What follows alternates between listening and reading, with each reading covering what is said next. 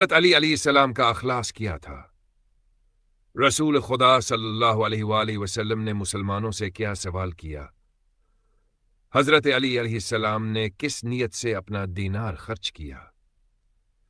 ایک اور شخص نے حضرت علی سے زیادہ مال کس مقصد کے لیے خرچ کیا؟ رسول خدا صلی اللہ علیہ وآلہ وسلم نے حضرت علی کے انفاق کو زیادہ اہمیت کیوں دی؟ رسول خدا صلی اللہ علیہ وآلہ وسلم نے لوگوں کو کس نیت سے انفاق کرنے کی نصیحت کی؟ السلام علیکم محترم ناظرین، صبح کا وقت تھا اور بہت سے مسلمان رسول خدا صلی اللہ علیہ وآلہ وسلم کے پاس جمع تھے۔ مجلس لوگوں سے بھری ہوئی تھی۔ رسول خدا صلی اللہ علیہ وآلہ وسلم نے لوگوں سے پوچھا، آج تم میں کس نے خدا کی رضا کے لیے اپنا مال خرچ کیا ہے؟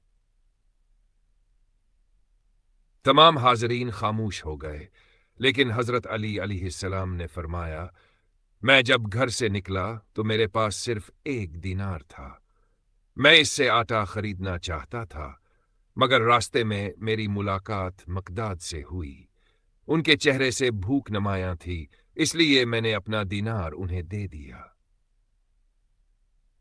رسول خدا صلی اللہ علیہ وآلہ وسلم نے مسکراتے ہوئے فرمایا، تم پر خدا کی رحمت ہو علی۔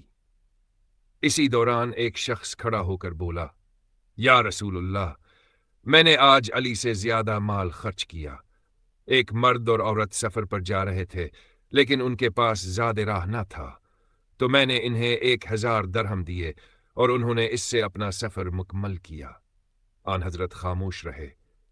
کچھ لوگوں نے حیرت سے کہا، یا رسول اللہ، علی نے جب کہا تو آپ نے فرمایا، تم پر خدا کی رحمت ہو، لیکن اس شخص نے علی سے زیادہ مال خرچ کیا اور آپ نے اس کے متعلق کچھ نہیں کہا۔